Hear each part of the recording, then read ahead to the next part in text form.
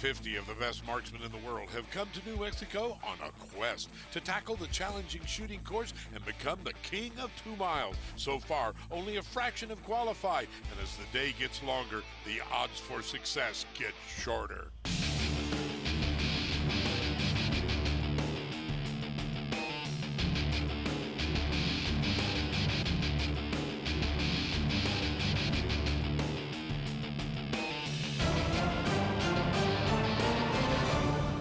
Welcome to the King of 2 Miles, presented by Lone Star Field Products, coming to you from the NRA Whittington Center in Raton, New Mexico. Hello again, everyone. I'm Ted Jones. Joining me in today's coverage, Paul Phillips. Let's take a look at what they do to qualify. On the first target, they get 5 shots, but on the next 3 targets, they only get 3 shots. You must hit at least one of those shots in order to advance to the next target. If you hit all 4, you'll probably make it into the finals. Now, let's take a look at those targets. Well, the first one is 1,550 yards. The second one, 1,715 yards. Those are about a 2 by 3 foot target. The third target, 1,890 yards, just over 1 mile. And the fourth target is 1,990 yards, which is over 1 mile, shooting at a 2.5 by 3 foot target. Now let's take a look at who has qualified so far in the previous episodes here over the weeks. Number 1 qualifier, Garrett Fravert, 39,000 points. Jeff Hing qualified last week with 21,000 points. And Chris Schmidt is also in with 25,000 points. So now that you know the rules and the targets and who has qualified so far, let's meet our first shooter this week, Mike Roberts. Yeah, Mike's shooting a Barrett M99. Unusual thing, Mike is from Stoke-on-Trent, England. He had a miss on the first shot. They come from overseas to participate in this thing, Paul. Elevation, 8-7. Yeah, we had 50 competitors sign up for this match. It was capped at 50. It closed within 1 hour. And we had several from all over the world. And yet another miss. Yeah, it looks like they're just under the plate. They need to adjust up. .4. It's his spotter telling him what to do. .4. And it didn't work. Yeah, they're still underneath. Bring it up, .2, Mike. Those last 3 shots look pretty close to be all in the same spot, just under the plate. .4. .4. .4.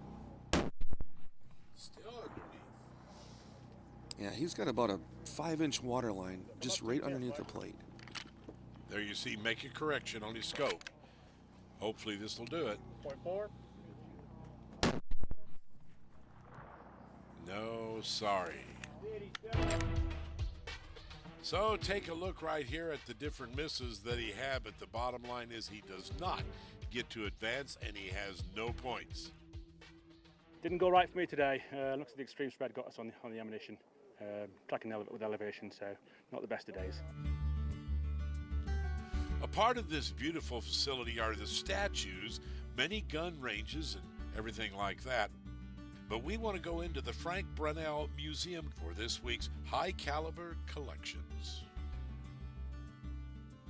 This is an 1862 Holden rifle, and the biggest boon to American firearms making came as a result of the Civil War, when everybody was absolutely making firearms to sell to the Army and coming up with a better way to kill their fellow man, to put it bluntly.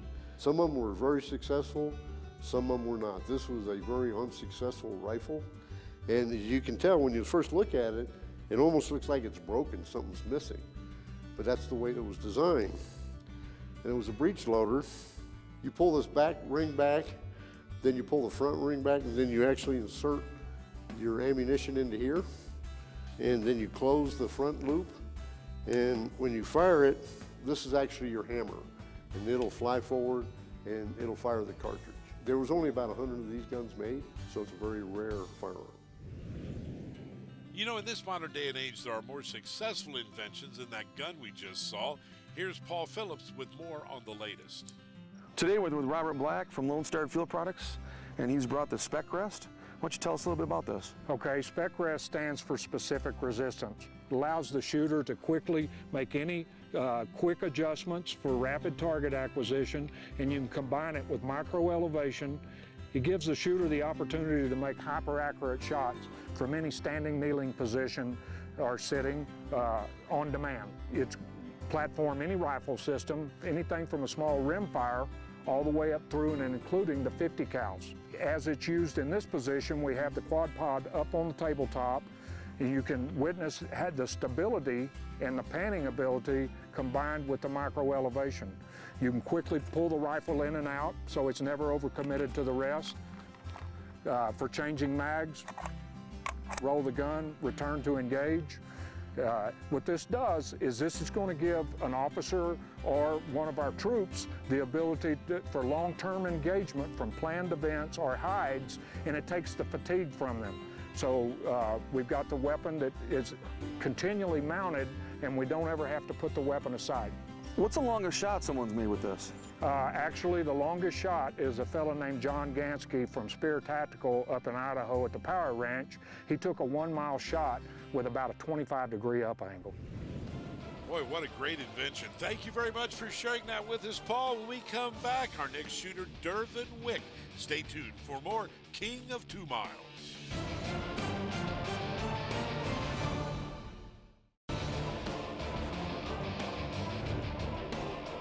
King of 2 Miles is being brought to you by Burger Bullets, the highest levels of precision. Bardline Barrels, cutting edge of barrel technology. And by McMillan Fiberglass Stocks, molding the way America shoots. Welcome back to the NRA Whittington Center in Raton, New Mexico, and the King of 2 Miles competition, presented this week by Lone Star Field Products. I'm Ted Jones, along with Paul Phillips, and let's meet our next shooter, Dervin Wick from Drifting, Pennsylvania. Yeah, Dervin comes from the Cutting Edge camp. He's an R&D specialist. He's shooting the M99 Barrett in .416. Well, a miss on the first shot. Yeah, it just looks like they just missed a little bit low there. Good win.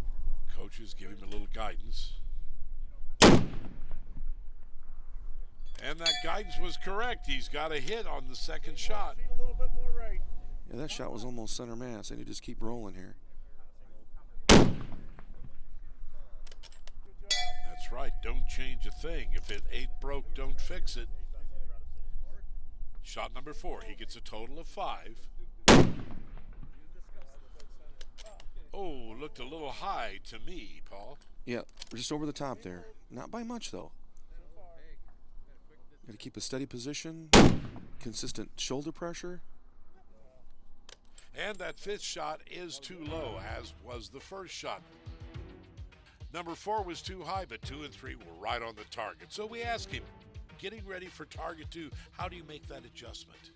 Depending on the target, and this is under a time constraint, you've got to get on it and have fairly quick target acquisition. And your spotter can help you do even that, because he's located right behind you. He can tell you, oh, you're way too far right, you're way too far left, and help you get on. Dan Schmidtko is helping out with his ballistics to make sure that he has proper elevation for his second target. Let's see how they do, Todd. Yeah, let's see if they made that adjustment you just told us about.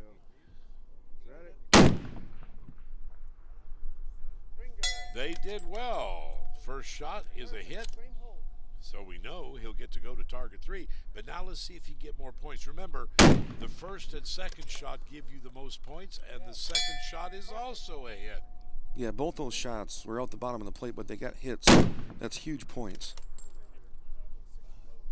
And a miss on the third one. Boy, he wasted no time between those shots, by the way. Let's take a look at how he placed. Target number 1, he hit 2, but most importantly, the first and second shot on target 2, that's worth more points.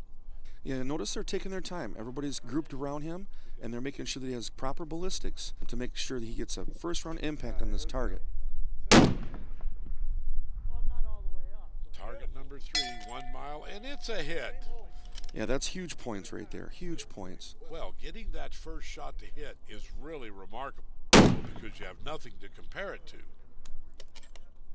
Bring it right in half. Missing the second shot is a little bit of a surprise when the first one hit, Paul. Yeah, you know, it just goes to show you the wind picking up and letting off. It's hard to stay on the plate. That's why it's so important to shoot fast. He wastes no time. He hits target 3 once. That gets him off to target number 4. Again, target number 4, you get approximately 40 feet of elevation. That bullet's going up in the air, about 3.5 seconds of flight time. Looks like he just missed off to the left. He gets 2 more tries. The shadows are coming in. It's making it very difficult for spotting. Oh, bad news. 1 more miss, still way off to the left there. 1 final try. If he hits this one, he'll make it to the finals. If he misses, he's done. And a miss, low and to the left. So here's the final scoreboard. As you can see, he was moving right along till he got to target number 4. So we asked Dervin what happened. They saw a switch in wind and had me, instead of holding 0.5 mils, to hold 0.7 mils, stuff like that. Every target was a little bit different. But it was challenging. It was tough. And with that, we'll take another break. When we come back, meet Derek Rogers, our next shooter, on King of 2 Miles.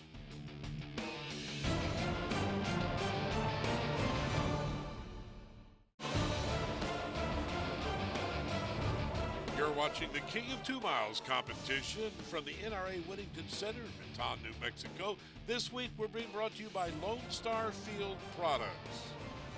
Our next shooter is Derek Rogers from Albuquerque, New Mexico. And spotting for him will be Paul Phillips. So Derek will be ready to go with his first shot on target 1. Emil is also the wind coach. And it looks like a hit just a little high to the left, but it's on target. Derek is the reigning long-range FTR world champion. Wow, number 2 hit in the center, but extremely high. So now let's see if Paul has him bring it down a little bit. Oh, number 3 is almost dead center. Very impressive. Notice how quickly he's firing. Another hit, number 4, up just a little bit above 3.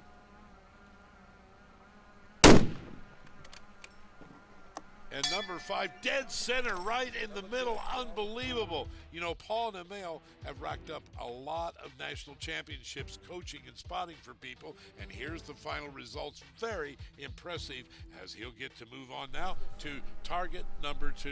Okay, Derek. Stand by. Center mass. Send it. You hear the coaching coming in from Paul.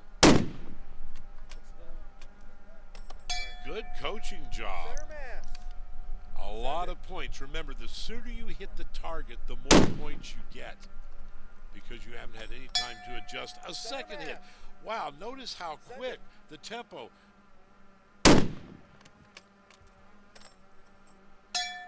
3. He has yet to miss, folks. Target number 1, all 5. Target number 2, all 3. Talk about racking up points. This guy is incredible.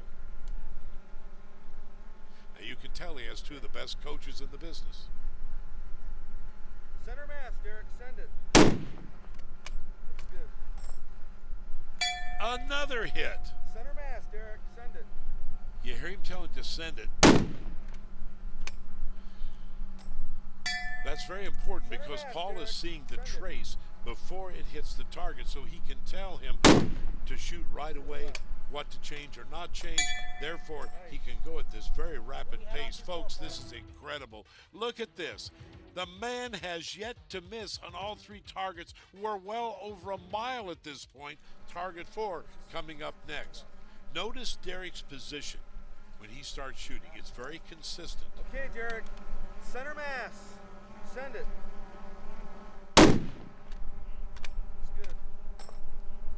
And a miss, just a little low and to the left. You'll notice Emil talking with Paul about the wind calls too.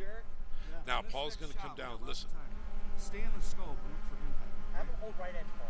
We're going to hold right edge center mass. Okay, stand by. Okay. They have plenty of time because they've been going at such a rapid pace. He could stop and coach him a little bit. Now he tells him to send it. And it worked. He's got a hit on number 4. 1 shot remaining. There it comes, the third shot. And he's off to the left a little bit. But folks, let me tell you something. He only missed twice on target 4. We asked him about his rifle and how it's set up and how that helps him. If you notice my rifle, it's a left port, left bolt. I'm a right-hand shooter, so everything is right there. I'm not breaking my positioning with this arm to reaching for shells and stuff like that. The gun just sits on target. So I think that helps aid in quick follow-up shots. Let me tell you, that was unbelievable. Derek is locked in. He's got to be the high point gainer so far in this competition. But when we come back, another shooter, Corbin Shell. Stay tuned for that as we continue King of 2 Miles.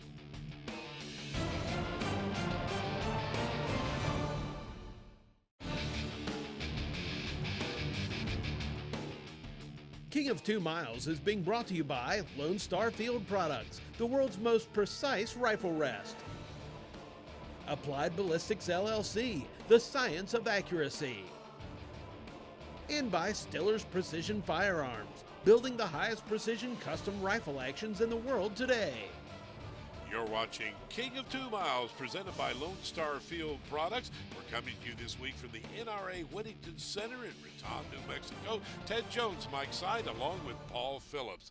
And our next shooter is going to be this guy, Corbin Shell from Oxford, Georgia. Phillips is back in the booth now after that unbelievable job of spotting. And I'm wondering, on Corbin's rifle, what is that block underneath the scope? Well, that's actually a barrel block, and it sits on top of a receiver plate. It's a different way to bed your rifle. It actually holds by the barrel, so your action is free floated, and the idea here is it increases the rigidity of the barrel. And just a different type of technique. If you notice on his barrel, you see that strip all along the top of it. That's actually a mirage shield. It protects the heat from the barrel to come up in front of his scope so they can see more clearly. Well, he's missed the first 3 shots, so I hope David Tubb and Philip White can help him out there just a little bit. Hold the right edge of the plate. He only gets 5. Yeah, Dave's best in the business back there, you know. Multi-time champion with different disciplines. They just got to work together. This is where teamwork comes in hand. Off the right edge of the plate a minute. Well, he has 1 more shot now, the 5th shot. He has to hit by then or he's done. Minute and a half off the right edge of the plate.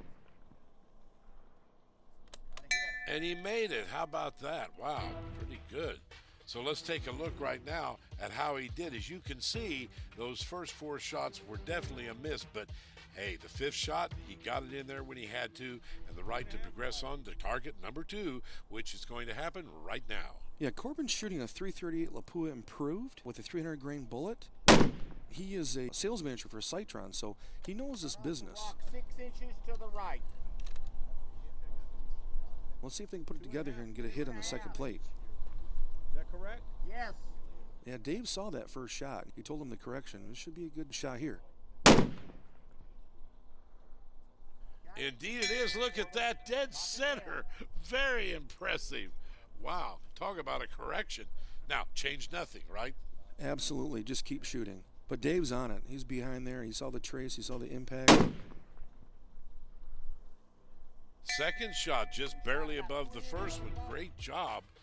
So as you can see, yeah, he had 4 misses, but when he finally got on with target 2, he picked up 2. That'll help with his points and gives him the right to move on to target number 3 right now. Yeah, they're doing really well. It's just unfortunate the first couple shots on these plates, they're losing points, so they need to make a hit on the first couple shots to make it to the finals.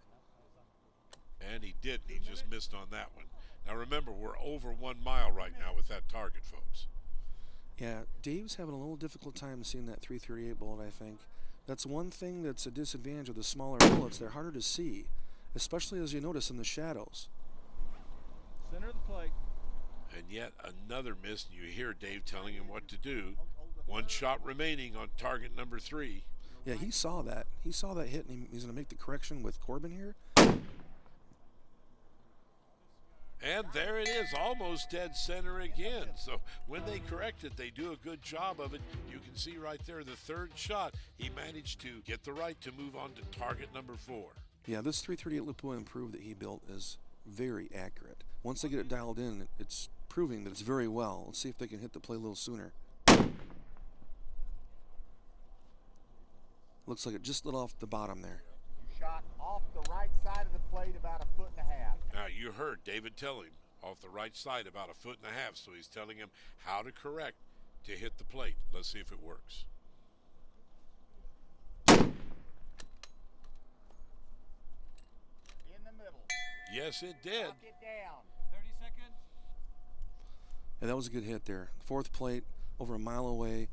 Let's see if they can hit one more here. And it's low, but it's on target, so he has 2 hits on target 4. He's a little shy on points, folks. We talked to him about the fact some of the shooters seem to be out of breath after they shoot. More mental than anything else, but there is a physical aspect to it. But I would say the majority of the game is mental. Let's take a look at the top 10 because only the top 10 make the finals. No surprise, Derek Rogers, nearly 10,000 points with only 2 misses in 4 different targets. Going all the way down to number 10 on the bump will be Jeff Hagan. As you can see, Corbin Shell did not make it because he had so many misses, even though he did hit all 4 targets. So, Paul, I've got to believe Chris Schmidt and Jeff Hagan are very nervous because we have 12 more guys to qualify in coming weeks. As you can see, it's very important to stay on your ballistics, have a quick tempo, and work as a team, and make sure that your spotters and your wing coaches are paying attention. That's a wrap, ladies and gentlemen. Ted Jones for Paul Phillips. See you next week.